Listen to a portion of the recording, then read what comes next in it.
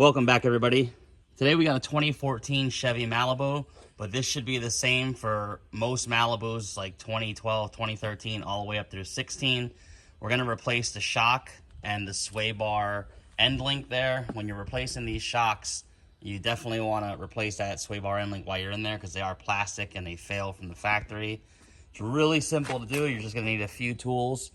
You want to have your 7/8 to remove the tire, some type of an impact, torque wrench, some blue Loctite, an 18mm wrench, an 18mm socket, a hammer, and a set of vice grips is all you need. We're going to start by removing the wheel first so we can expose the shock area. All right, here's the shock in question. As you see, it's all rusted out. I'm pretty sure it's blown in there. First thing we want to try and get off here is this line. It just pops right out.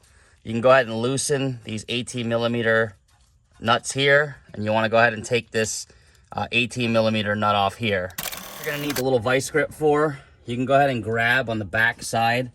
There's a little circular, I guess, holding thing. Let me show you real quick. Here's the new one. What you do is just grab around that metal collar with the vice grips, and it'll stop this stud from rotating, and you can back that entire nut off. You want to grab it. And you see we're off the rubber, so if you were going to reuse these, you'd be safe. We're not, because these are plastic and they are prone for failure. Same thing down there on that one. You're going to grip it on the back, but you'll have to use a wrench back there to get in there, and that's what that 18mm wrench is for. They're not on very tight, so it should come off pretty easy. That sway bar end link out of the way and disconnect the two 18mm bolts. You can just kind of slide the hub assembly and knuckle gently forward, and it'll just sit without breaking anything. I'm going to come up to the top and look at the nut we got to take off up there. It's just this one nut underneath the cap. Pull it off 15/16. It's only on by like 45 foot-pounds or so. Take that off. This isolator comes off, and the shock will usually be stuck, but comes right down very easily. All right, and that's the whole assembly off. So make sure you have your hand down there to grab it. And we're going to send the other one back up with the new isolator nut and just kind of rest it in there. We're not going to torque anything down yet. The shock sitting up there loosely with the one bolt. Go ahead and just start putting everything together. Don't torque anything down yet. You want to get the knuckle bolts in first and then work on that sway bar end link. Everything's bolted in place loosely.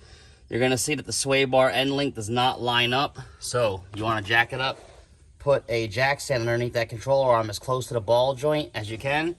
Go ahead and lower your jack until the hole lines up with the stud, and put that nut on. Once you have the sway bar end link in there and the bolts through here, you want to go ahead and rest the weight of the full car down on to this assembly before you start torquing everything together.